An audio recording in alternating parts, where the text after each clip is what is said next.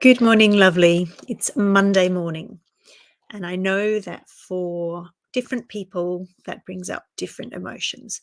Generally, I like Mondays, and I have done most of my life. So it's not only related to the work that I do now. Uh, there's something about Mondays being a fresh start, that so far nothing's gone wrong, that I've been fitting in everything that I've wanted to fit in, which obviously certainly for me, deteriorates during the week.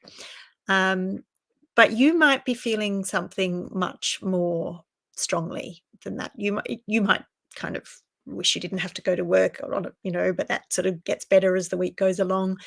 But you might be feeling absolute feelings of uh, uh, dare I say it, dread about going to work. In fact, it probably started on Sunday night for you if that's the case.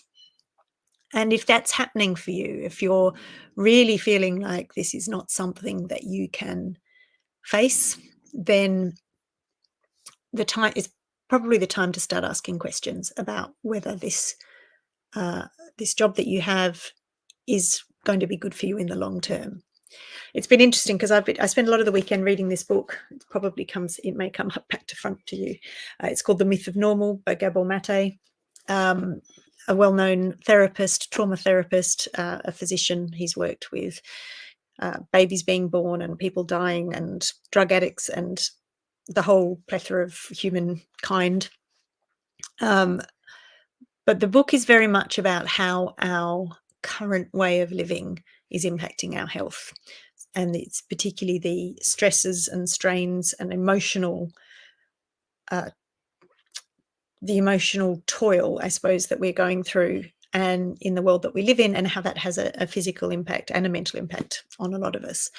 And it really does drive home the fact, I say this because it's out of my own experience, and the people that I speak with and the clients that I work with, we all talk about how the work, sometimes we're in a workplace that really we feel is making us ill. But he has the facts, he has the studies, he has the evidence that this is true, because obviously we know more now than we once did about how this happens, because we can see inside of our heads and we have MRIs and all these things and the impact that things have.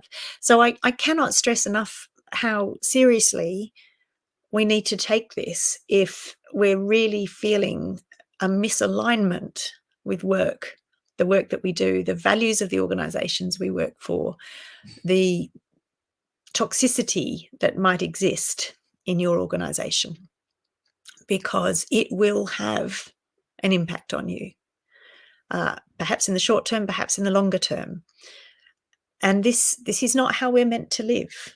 All right. And I know we have bills to pay. I know there are times in life where it is very, very challenging to make a move. But if that's the case, you may need to stay in the role that you're in for some time. But behind the scenes, if you can be working on, if you were to make a move, what that move would be, even by just concentrating and paying some attention to your actual needs. And I don't have the evidence for this, but I would say that this starts to help relieve some of that pressure and this non-alignment that you might be feeling. It's that feeling that you're trapped and there is no way out that is going to be particularly damaging. So I know that this is not something that you're able to leave comments on social media, because obviously you don't want to see people at work seeing that you might be in this boat. But if you are, this is what I specialize in, particularly for women in their midlife, so Generation X women.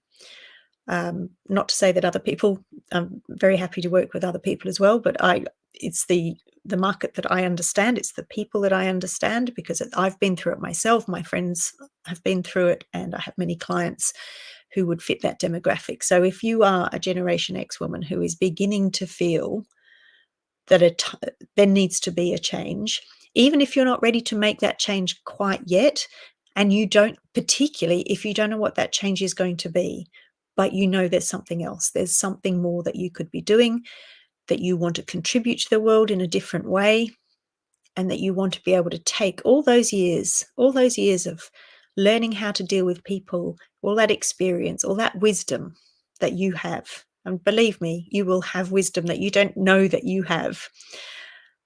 And repackage that into something that that aligns with who you are now, because who you were 20, 30 years ago when you started working, you're a very different person.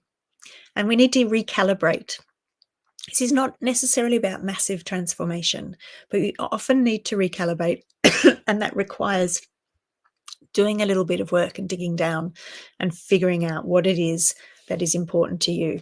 I guarantee there'll be something that you do, that you love, that you do in your spare time, that we can somehow bring into your life in a greater way, so that you're not feeling that everything you have to give is going to a workplace that you are no longer in love with, to all of those around you who need you, which of course will always be there, but maybe needs managing a little bit, any of that.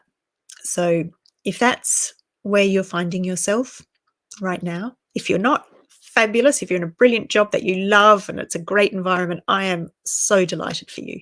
And that's what I want for everybody, either for working for yourself or working for somebody else.